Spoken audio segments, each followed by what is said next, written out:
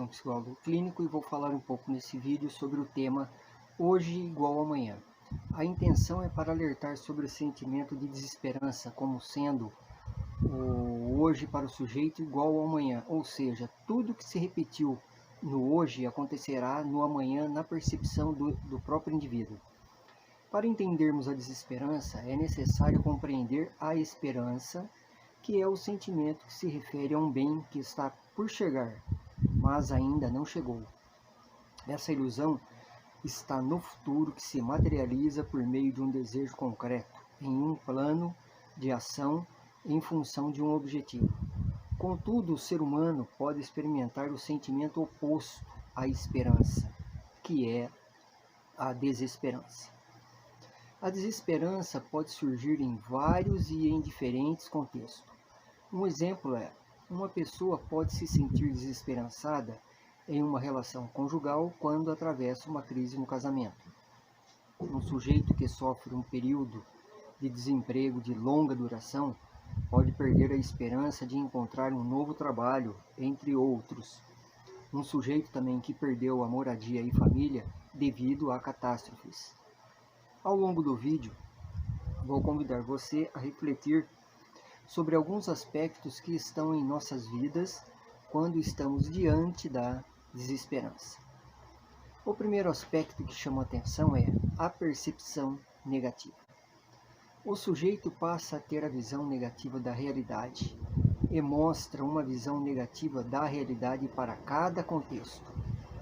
E esta visão negativa pode trazer tristeza, influência de forma negativa a autoestima, traz solidão, raiva por causa da falta da esperança, cansaço psicológico e esgotamento físico. A conexão do corpo e mente são constantes. Tendência para o ato suicida, desenvolver doenças psicossomáticas também. O sentimento de desesperança causa uma dor interior, a pessoa que se fecha para o mundo. A desesperança se mostra no pensamento negativo recorrente, que por sua vez traz sentimentos desagradáveis. As pessoas que tiveram sofrido uma longa série de perdas, eles enxergarão o mundo através dos óculos da perda. E é exatamente assim que a pessoa vê o mundo, através das lentes da perda, da falta, do desabrigo.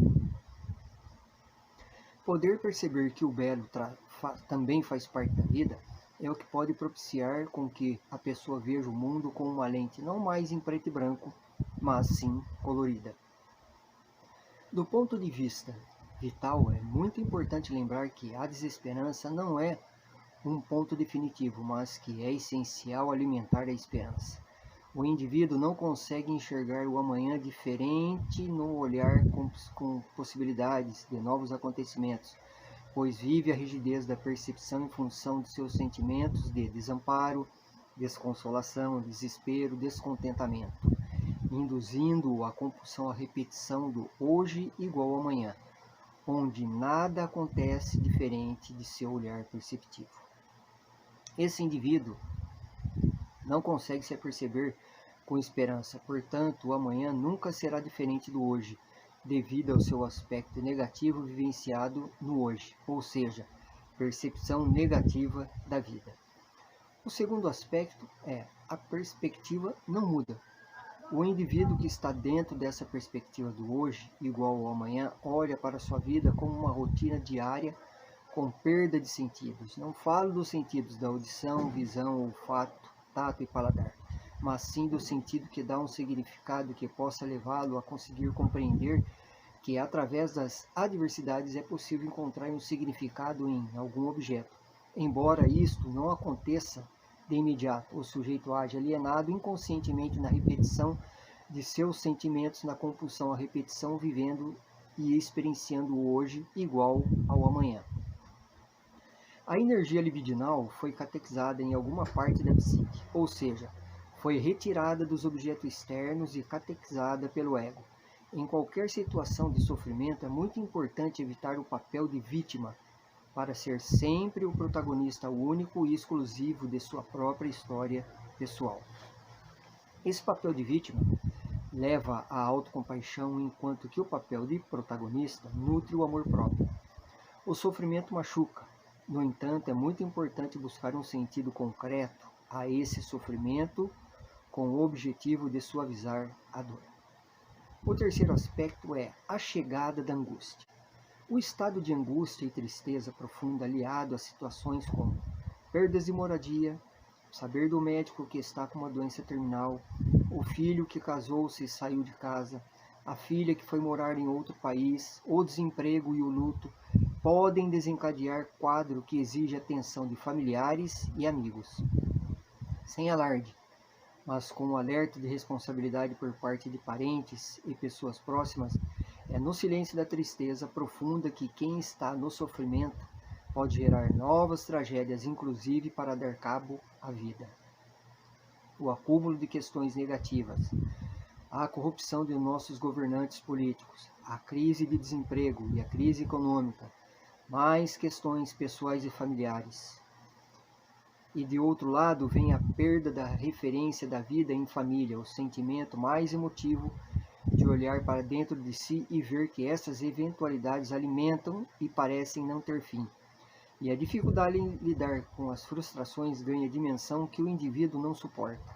O quadro de tristeza avança ainda mais se a pessoa não conseguiu realizar planos aos quais se empenhou para tal ou sofreu outro revés da vida.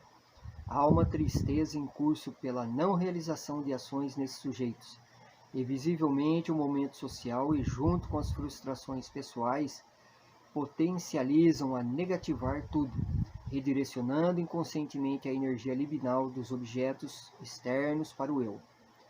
É preciso que os familiares, as pessoas próximas estejam atentas a esse modelo de comportamento ancorado na frustração, na tristeza, para poder ajudar e evitar o pior. Perdas estão presentes em qualquer etapa das nossas vidas. As perdas de qualquer natureza fazem parte das etapas da vida, mas as pessoas não estão acostumadas a refletir e nem a lidar com elas. Por sinal, a perda mais presente na trajetória humana é a morte. A vida é permeada de perdas, mas as pessoas costumam se situar apenas em relação à perda associada à morte. O ser humano perde a infância, perde a adolescência, perde os brinquedos, perde o aconchego com os estudantes de classe, depois de formado e em determinada fase, perde seu quarto na casa de seus pais ao se casarem ou optarem por morar e trabalhar fora do Brasil ou de algum outro país por um determinado período. O quarto aspecto é como lidar com as perdas. São perdas significativas, mas que passam pela vida das pessoas de forma diferente. Todos esses aspectos associados ao perfil do próprio paciente ou da própria pessoa abrem precedente para um quadro sobre qualquer síndrome ou doença psicossomática. Apresentam-se a energia, perda de energia para agir, a anedonina, perda de vontade de fazer algo, isolamento social e com frequência, choro fácil ou disperso. Quem é da família deve observar e buscar ajuda, porque quem está no furacão demora a perceber que está enfiada na crise, na desesperança. Há riscos sérios em questão, como suicídio, e isso precisa ser levado em conta. A desesperança poderia estar relacionada às percepções negativas e a um sentimento de fracasso e derrota em relação a si próprio. Atualmente, e de acordo com a abordagem da psicologia positiva, parte-se do princípio de que um estado de abatimento duradouro advém da esperança de uma situação desagradável e incapacitante, para a qual, e apesar de a pessoa se ter esforçado, não foi encontrada uma solução satisfatória ainda.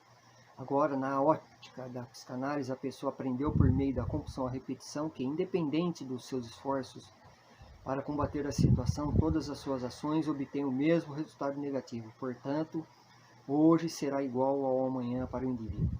Através de experiências particularmente frustrantes ou traumáticas, uma pessoa poderia aprender que seus comportamentos são insuficientes ou inúteis para mudar ou controlar os fenômenos a que se vê exposto.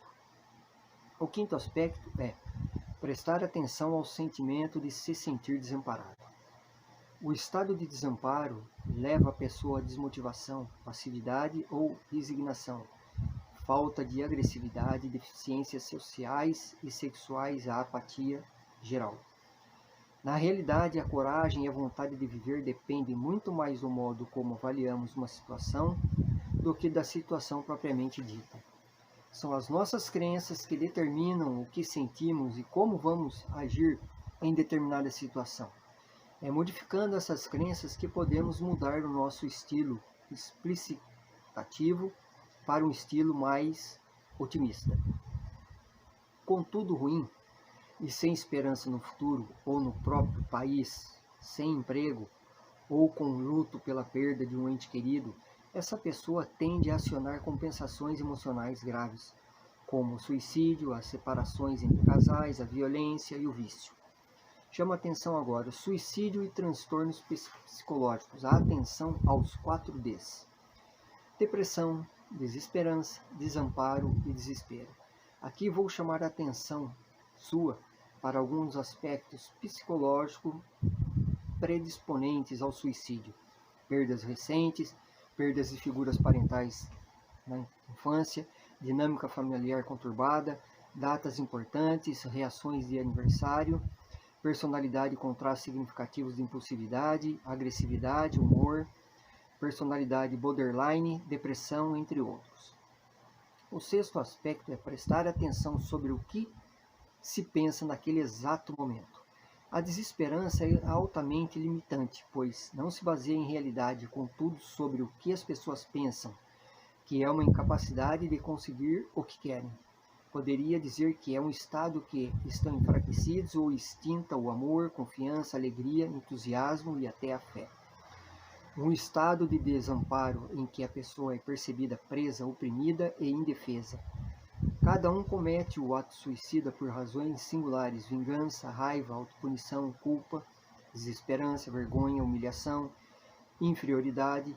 São estados afetivos comumente narrados pelas pessoas com ideias suicidas, mas sob eles subjazem outros que no momento não estão acessíveis à percepção e vão se tornando intoleráveis. As ideias suicidas vão aparecendo, preparações para o ato começam a ser construídas e em determinado momento o controle egóico entra em falência e o ato ocorre. A coisa mais importante aqui é entender que a grande maioria do tempo estamos sofrendo a causa não é tanto os eventos, mas o modo de leitura mental e interpretação que assumimos ante ao evento. As emoções não vêm de fora, está na mente e pode ser modificada ou removida se você mudar seus pensamentos. Tente outra vez, tente outra maneira e em outro momento. E se nada funciona, aceitar e seguir em frente. Espero ter contribuído para o seu conhecimento com esse vídeo. Se inscreva no canal, curta o canal e deixe seu comentário. E não se esqueça de ativar o sininho de notificações para você ser notificado sempre quando eu postar um novo vídeo. Obrigado e até mais.